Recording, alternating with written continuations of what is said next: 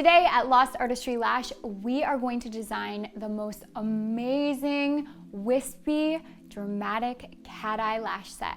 I'm so excited to bring this set right to your screen, and to make this video super digestible and easy to recreate at home, I'm gonna break it into sections, starting right at the beginning of a lash set, working through our mapping all the way to the end design.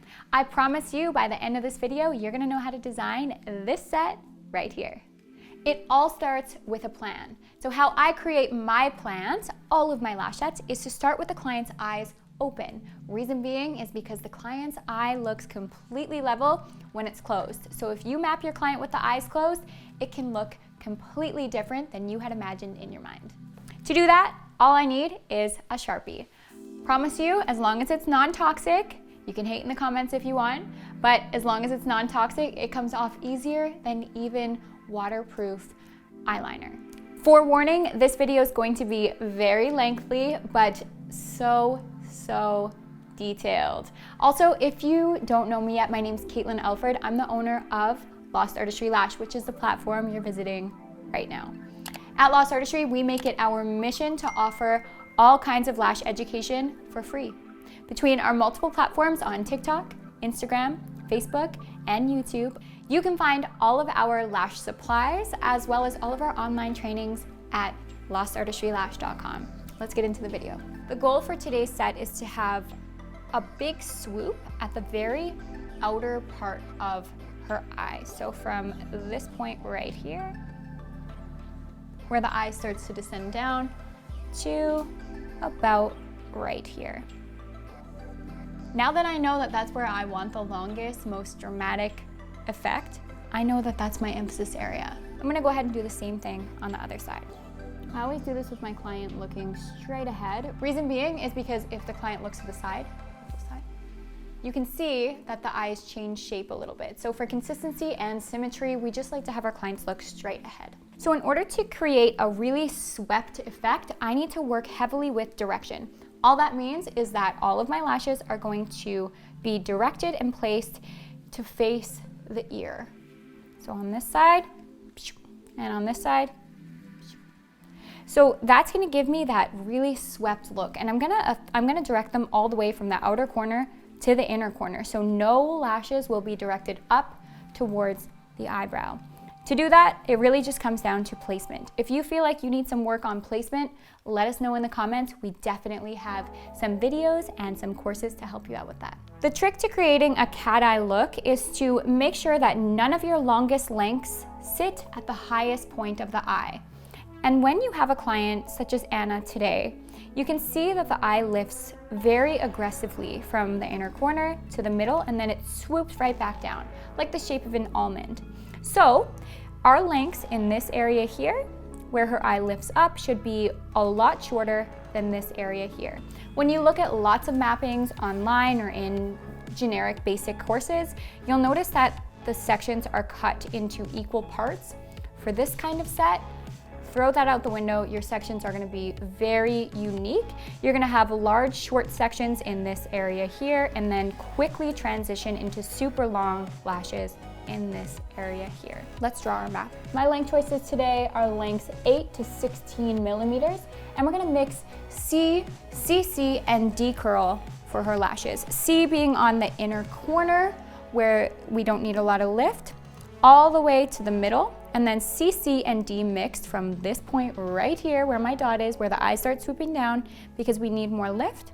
And CC, D curl, DD curl, L curl, all those curls provide lift, whereas C curl and B curl provide a swept effect. And even though we are looking for a swept outer corner, we do still need lift in order for the outer part of the eye to look more lifted than the middle and inner part. Let me know if you have questions about that. Now that I'm ready to draw my mapping, I need to just get my iPads ready. I'm always working with Lost Artistry's iPads because, quite truthfully, I've had iPads before that I've placed on my client and they've just popped right off. But before I actually place my iPad, I need to do my pre-service prep. The secret to good retention, pre-service prep and good placement. To prep, I'm gonna use Lash Bath and Bond Aid Primer.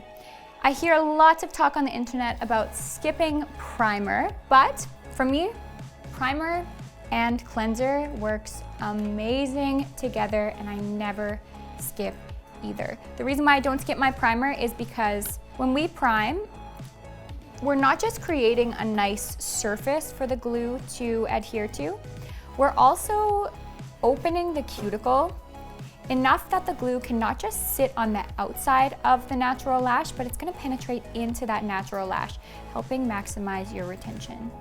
And cleansing, you'll notice I'm cleansing under Anna's eyes. That is so important because that's the area that we hold a lot of oils, same with the eyelid. And if we don't get rid of those oils, the eye pads won't stick as well. So I cleanse before I put the eye pads on, and then I prime once the eye pads are on there. Coming in on the other eye, Anna.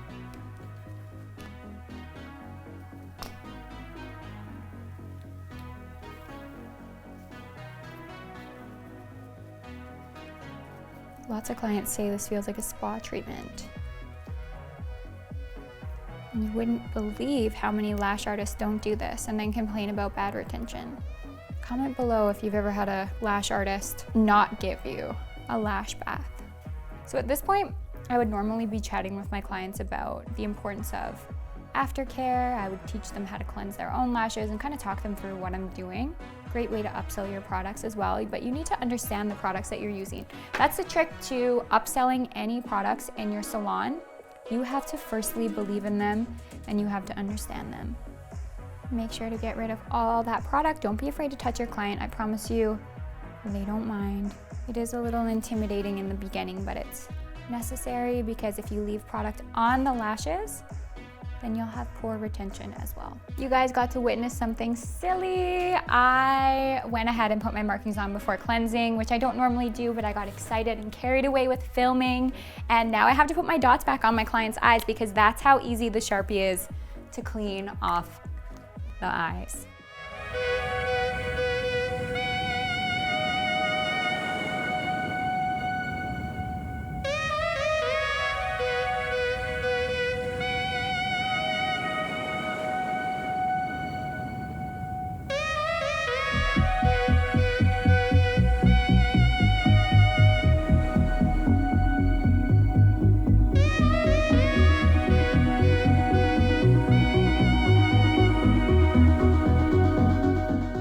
I'm just gonna draw my map on, but I wanna quickly touch on the fact that every map will look totally different on every client you put it on.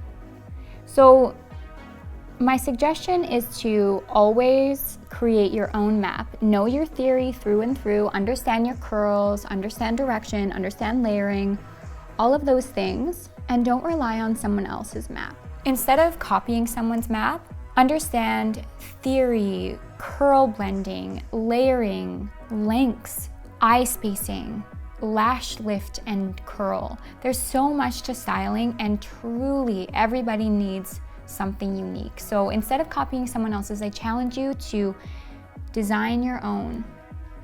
Don't be afraid to make mistakes either.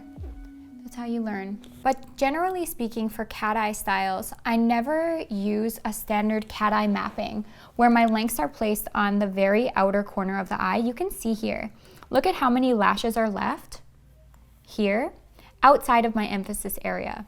That's a pretty large section. That's like as big as my emphasis area. The reason why my emphasis area is here instead of here is because if I place my longest lengths out here, all I'm gonna do is droop the eye down. I'm not gonna lift it up, but by directing this section out here, the eye is still lifted enough that I can get a swept and lifted effect. Very important. From here on out, drop down your lengths and start directing your lashes a little more upward. You can still direct a little bit out. Don't be too afraid of doing that, but definitely drop your lengths down pretty drastically, very quickly in this outer corner here. So this is actually called a squirrel/kitten mapping, but I use it for almost all of my cat eye sets. Clients don't care what mapping you use as long as it looks like a cat eye.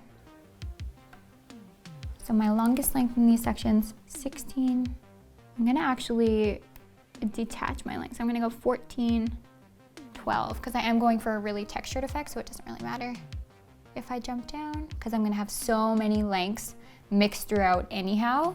And I'm gonna go 14, 12. Now, even though I'm writing this mapping, if I look at the set and I'm like, it needs a 15 or something in there, I will do that. That's why I use my inspection mirror all the time when I'm lashing. Now, I know that right here is the highest point of her eye. So from the highest point to my emphasis area, I'm gonna quickly jump up in length. So I'm gonna go 15, 14, 13, and my longest length at the highest point is only gonna be a 12, 11, 10, 9, 8. You can see how, I should put my arrows like this actually.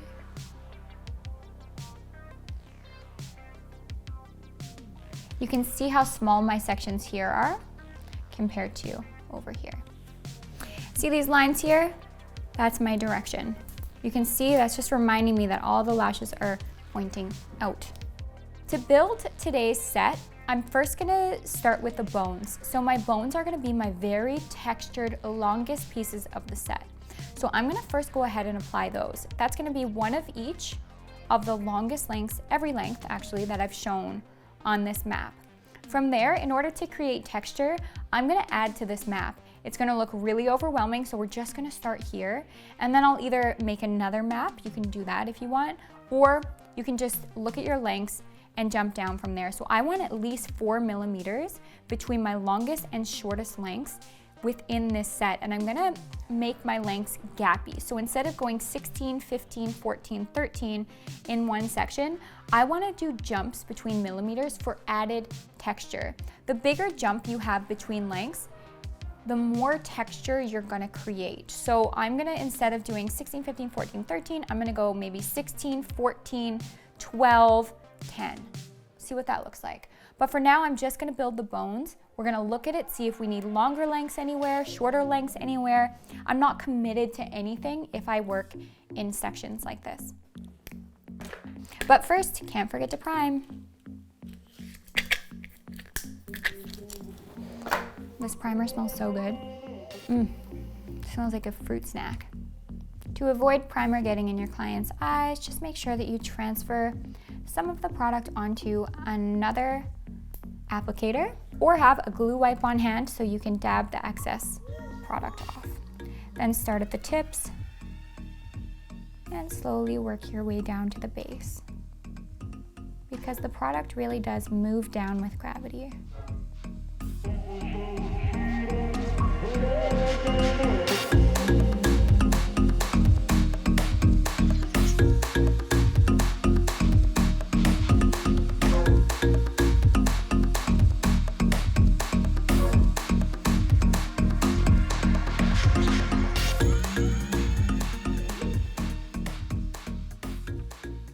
To make my lengths appear as long as possible, I want to place my bones, I'm going to say, my first section, I'm going to place them all on the top layer. I'm going to utilize the bottom layer for texture and darkness.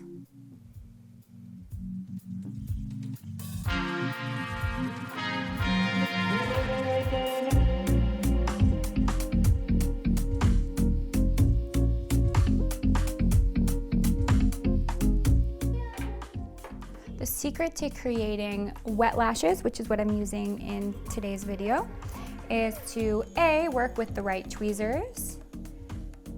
My choice in tweezers today are our slim boot, actually our ribbed slim boot, which is great for pickup, and our precision isolation tweezer. And of course, working with good quality lashes that make pickup off the strip nice and easy. To skip a step of actually flipping the fan upside down to unfan it, I just use foreplay product across the tip of the lashes so that the lashes are already made into wet lashes for me. And the only thing I have to do is just pick them up.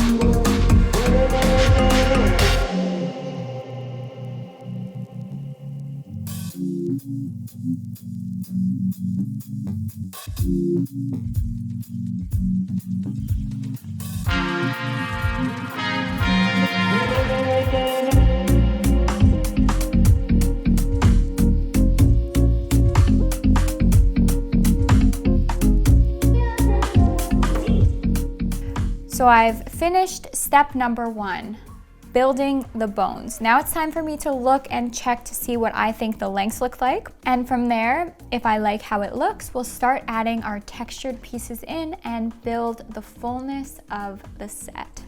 Now, although direction is really important, you might notice that even though you know your direction is good, that at this point, there's no other lashes standing around the ones that you had already placed. So the lashes might flop from side to side a little bit. Don't be too worried about this at this point, but at the end of the set, you're gonna do a thorough look, and if your direction is a little bit crazy in certain areas, then you can always remove some and fill it in. So it looks like our set is filling in nicely. I don't think I'm gonna switch any lengths up. I think for the longest lengths of the set, this is looking pretty good. And we've also mastered the look that we're going for. It looks very cat-eye-esque, but now it's time to put fullness in there. So for step number 2, I'm gonna follow the same map, but instead of using the lengths that I used for step number 1, I'm gonna fill in with 2 millimeters shorter than my initial lengths. Let's get to it.